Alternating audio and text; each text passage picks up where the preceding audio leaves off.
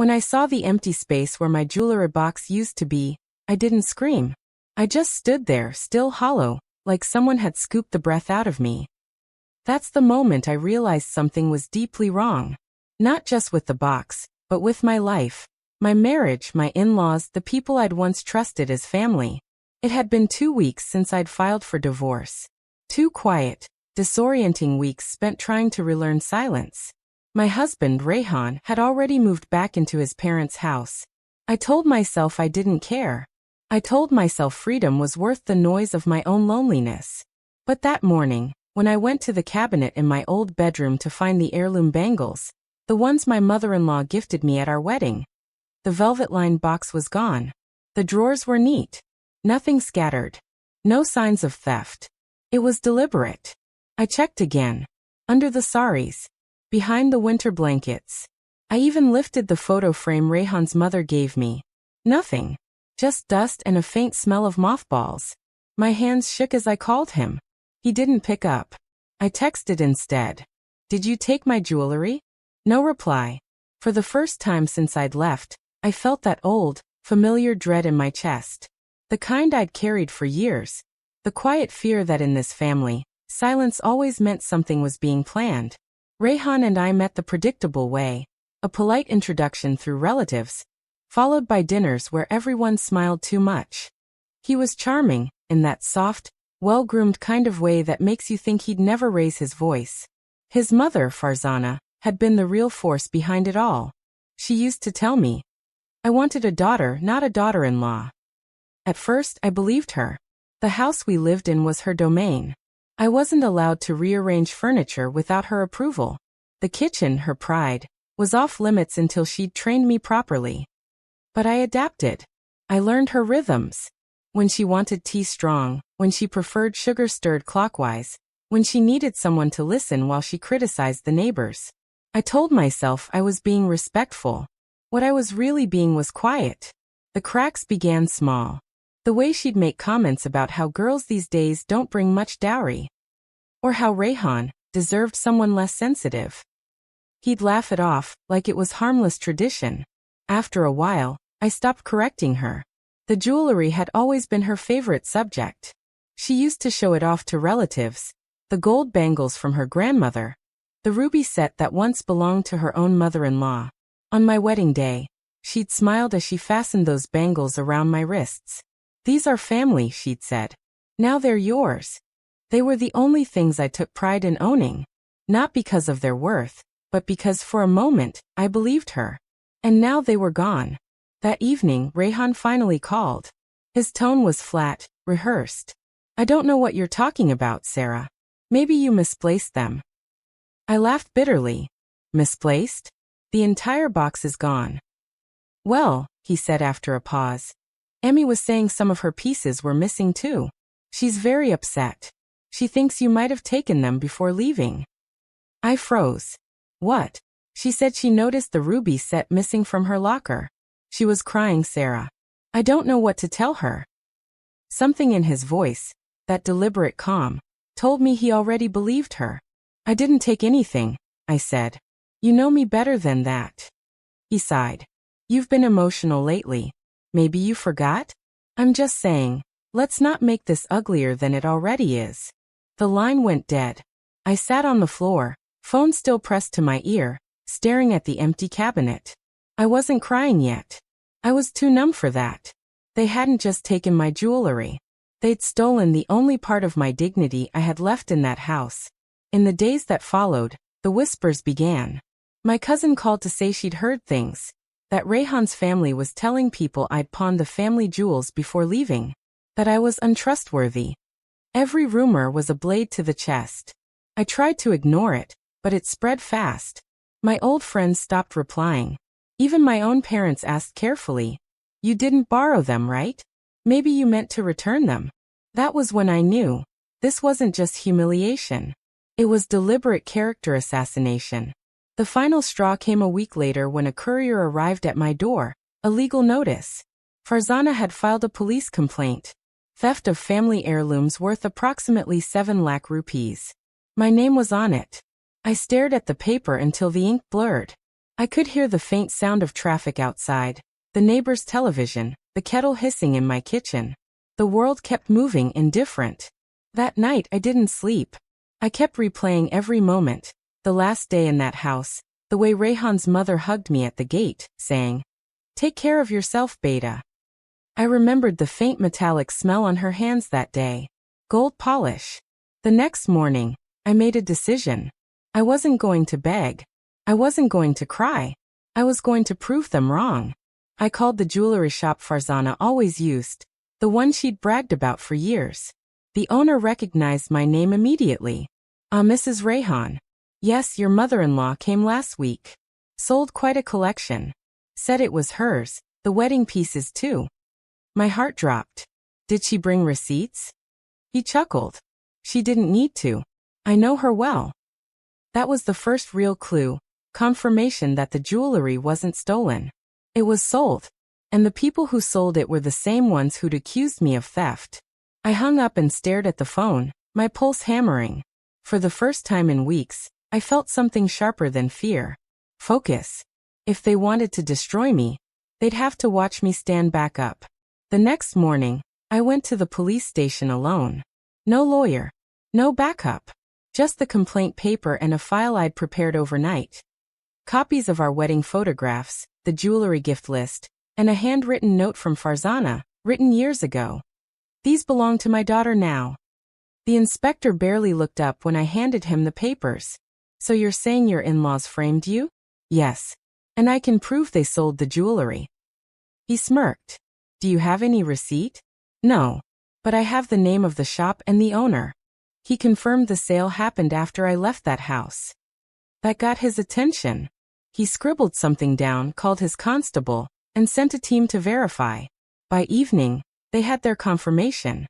The jeweler admitted on record that Farzana sold the bangles, necklaces, and rings on the date I'd been served the complaint. She even used her ID card. They hadn't just lied. They'd created a timeline designed to make me look guilty before the truth could catch up. The inspector called me back in. "Madam, it's a serious case of false accusation. Do you wish to press charges?" For a moment, I hesitated. Part of me wanted to end it there, just clear my name and walk away. But then I remembered every phone call gone unanswered, every whisper behind my back, every moment I doubted myself because of their manipulation. "Yes," I said. "I want to file for defamation and mental harassment." 2 days later, news spread like wildfire. Their complaint had backfired. Rayhan's family name was now tangled in a legal scandal. The same relatives who'd avoided me started calling again. This time to ask how I'd managed to expose them so fast. I didn't explain. I didn't gloat. I just said, "Truth doesn't need to shout." Farzana, however, did. She called from an unknown number. Her voice, once syrupy, was sharp now. "How dare you humiliate us like this, Sarah? Do you think anyone will marry you now? You've brought shame to everyone." I laughed quietly. "You did that yourself when you sold what wasn't yours." "You'll regret this," she hissed. "Maybe," I said. "But not today." A week later, Rayhan showed up at my apartment. He looked thinner, worn out. The kind of exhaustion that comes when the lies start collapsing under their own weight. "I didn't know she'd done that," he said quietly. "I thought she was just hurt. She told me you took everything before leaving." I stared at him. "And you believed her?" He didn't deny it. "Do you know what it feels like?" I said. "To be called a thief by the man who once swore to protect you? To have your own parents ask if you might have borrowed something by mistake?" He lowered his gaze. "I was wrong." "No," I said. "You were weak." He looked up then, eyes glistening. "I want to make things right." "You can't," I said. "Not for me. Maybe for yourself." The case went public a month later. Court hearings, statements, witnesses. The jeweler testified that Farzana sold the heirlooms willingly. The handwriting expert verified her signature on the shop ledger. When the judge finally dismissed their complaint and ordered a formal apology, I didn't feel triumph. Just quiet finality. Farzana refused to look at me when she passed. Her son tried to. I didn't let him. It wasn't revenge I'd wanted. It was reclamation. Of my voice, my name, my reality. After the case ended, I sold the apartment and moved to a smaller place near the coast. A quiet town. Fewer people, fewer memories. Some evenings, I still think about those bangles. Not because of their gold or weight, but because of what they symbolized. I used to believe family heirlooms carried legacy. Now I know they carry control, a leash disguised as affection. When people ask about my past, I tell them the truth in one sentence. They tried to erase me, and ended up revealing themselves. Months later, I received a letter. No name, just a plain white envelope. Inside was a short note, written in neat, trembling handwriting. I was wrong. I see it now. I hope you find peace. Rehan. No apology from his mother. No restitution for what she took. But it didn't matter. The absence of her name was its own confession. I folded the letter, placed it in a box, the same cabinet that once held my jewelry. Only this time, it contained something far more valuable. Evidence, documents, and the letter itself. Proof that I'd survived them. The story ends there, at least for the world. But in truth, it doesn't end at all. Because women like me, the ones called liars, thieves, emotional, dramatic, we carry our stories quietly until they become armor. And someday, when another woman stands where I stood, accused of something she didn't do, I'll hand her that file and say, "This is how you burn a lie without losing yourself." The days after the court's verdict were strangely silent. No phone calls, no confrontations. Just a dull, echoing quiet. The kind that follows after a storm tears everything down. I spent most mornings sitting by the window with my tea, watching the street below. Vendors shouted, children ran, the world moved on. But inside me there was still rubble. I wasn't angry anymore. Just hollow. That's what betrayal does. It doesn't leave scars you can see. It rearranges your sense of safety. Sometimes I'd replay every conversation from those months. The way Farzana smiled when she gifted me that necklace at my wedding. The way she said, "You're my daughter now." The way she called me greedy when the police came. Every memory now sounded like an echo of manipulation. One evening, my mother came to visit. She'd been silent during the whole ordeal. Too afraid to pick sides. She walked in holding a tiffin of biryani, as if food could fix what words couldn't. We ate in silence. Then she said, "You look tired, Beta." "I am," I admitted. "But it's a different kind of tired now. Not from fighting, from feeling nothing." She nodded slowly. "That's the kind that heals in time." After she left, I found myself crying without reason. Not out of sadness, but release. A week later, I received a call from Rehan's sister, Nadia. "I know you don't want to hear from us," she began, her voice trembling. "But you should know things aren't good at home. Ami's name is being dragged everywhere. People don't want to do business with Abu anymore. Rehan's barely speaking." I listened, silent. "She's not well," Nadia continued. "Hypertension. Shame has eaten her alive." Guilt tried to creep in. That familiar, poisonous empathy women are trained to feel for those who wrong them. But I forced myself to remember. She hadn't cared for my well-being when she accused me. I said quietly, "I wish her recovery, not forgiveness." Nadia started to cry. "You've changed, Sarah." "No," I said. "I've stopped apologizing for surviving." The small town became my refuge. I started freelancing as a designer. Long hours, soft music, the smell of coffee grounding me. People there didn't know my story. To them, I was just Sarah, the quiet woman who lives by the sea. And that anonymity was a kind of peace I'd never known. Still, some nights the old ghosts visited. I'd dream of my jewellery box, the one that was emptied without my consent. But in the dream, when I opened it, it was filled with something else. Pages. Letters I'd written to myself. Words of defiance. Fragments of the woman I used to be. I began writing those letters for real. One each night before bed. Not about the pain, but the recovery. About learning to trust my reflection again. About how silence can be a weapon when used right. 3 months later, I was invited to a women's support group at the local community hall. Most women there were strangers. Housewives, teachers, nurses. All carrying invisible bruises. When it was my turn to speak, I hesitated. But then I said, I was accused of something I didn't do. I spent months trying to prove my innocence. Now I realize I never needed to prove it to anyone but myself. They listened quietly. Some cried. One woman came up to me after and said, "You just described my life." That night, for the first time, I felt the purpose of all that pain. A few weeks later, Nadia showed up unannounced. She looked thinner, nervous. "Amy wanted to see you," she said. I froze. "Why?" "She keeps saying your name. Says she needs to make peace before it's too late." I should have said no. But something in me, maybe closure, maybe curiosity, agreed. We drove to their house. The same gate, the same garden, but smaller somehow. The walls carried a weight they didn't before. Farzana lay on the bed, fragile, her hands trembling. When she saw me, her eyes filled. "I didn't think you'd come," she whispered. "I almost didn't." There was a long silence. Then she said, "I sold those jewels because I thought you didn't deserve them. I told myself you'd ruined my son's life. But all I ruined was my own." I said nothing. Just watched her face, pale, repentant, but still proud beneath it all.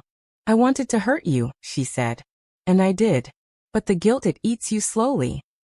Her voice broke. "Can you forgive me?" The room felt heavy, thick with years of unspoken venom. I finally said, "Forgiveness isn't a favor. It's freedom. I don't hate you anymore, but I can't carry your guilt for you." She closed her eyes, tears slipping down her cheeks. "That's fair," she whispered.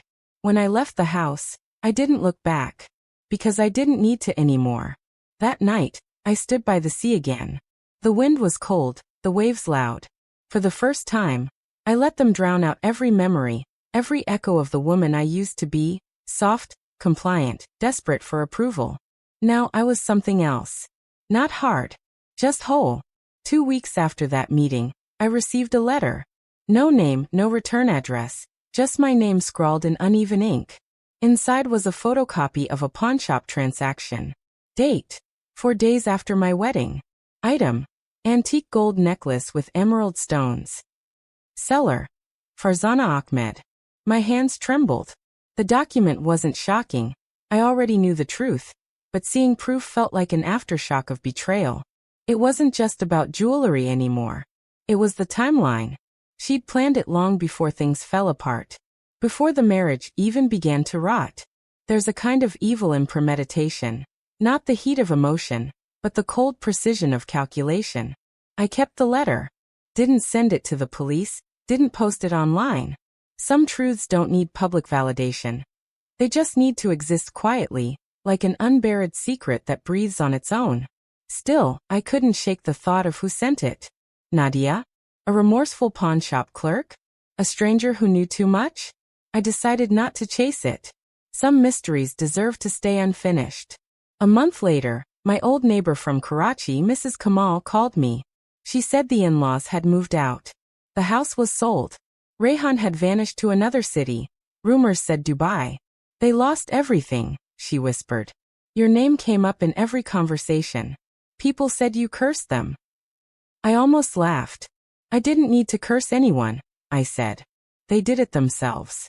There was no pleasure in their downfall. Only a quiet, grim symmetry. I found work at a design agency by the sea. My supervisor, Imran, noticed my focus one evening as we stayed late finishing a project. You work like you're chasing something invisible, he said. I'm not chasing, I replied. I'm escaping. He nodded like he understood. Some people just do. Work became my stability. Routines became armor. Morning walks, jasmine tea, sketchbooks filled with fragments of old dreams. Slowly, I built a life that didn't depend on anyone else's validation. But one evening, as I scrolled through social media, a post stopped me cold. A family friend had uploaded photos from a wedding. There they were, Rayhan and his new wife, smiling beside Farzana, who looked frail but proud. The caption read, "New beginnings. Healing at last." For a moment anger rose, hot, bitter, instinctive. Then something inside me softened. They were still living in the same patterns. I wasn't. That difference was my victory. 2 weeks later, I received another message. This time, from Rayhan himself. It was short. I know you won't reply. I just want to say I'm sorry. Amy told me everything before she passed. I didn't know the truth until then. You deserved better. I read it 3 times. Not because I cared, but because I wanted to register that I felt nothing. No vindication. No hatred. Just emptiness. The clean kind that comes after closure. I deleted the message. Some apologies are just noise delivered too late. The next morning, I visited the sea again. The wind was sharp, the waves restless. I thought about how the ocean never keeps what it doesn't need. It crashes, destroys, rebuilds, but it never clings. That's how I wanted to live. So I threw the pawnshop receipt into the water. Watched it soften, crumble, disappear. It wasn't forgiveness. It was reclamation. The jewels were gone, the marriage was gone, but I wasn't. And that, I realized, was the real inheritance. Not gold or diamonds, but the quiet, unshakable knowledge that I survived their cruelty without becoming like them. Later that year, I moved into a small apartment near the pier. Sunlight pooled across my walls every morning. I started teaching art classes to children, painting again after years. Some days a mother would ask me, "Are you married?" I'd smile and say, "I used to be." No bitterness. Just truth. Because survival doesn't always roar. Sometimes, it just breathes steadily day after day, until the pain forgets your address. One evening, as I was locking up after class, a little girl named Aisha handed me a small paper box. "I made this for you," she said shyly. Inside was a bracelet made of seashells, glued together unevenly but with care. "Why?" I asked. She shrugged. "You always look like you need something shiny." I smiled, the kind of smile that comes from the chest, not the face. It wasn't jewelry, but it was enough. Because now when people looked at me, I didn't see pity in their eyes. I saw reflection. The quiet strength that comes from being broken and rebuilt by your own hands. Peace doesn't arrive like a guest at your door. It seeps in slow, hesitant, when you finally stop demanding explanations from the world. For months, I lived in silence. Not loneliness, but deliberate quiet. I'd wake before dawn, brew tea, and listen to the soft hum of the city outside.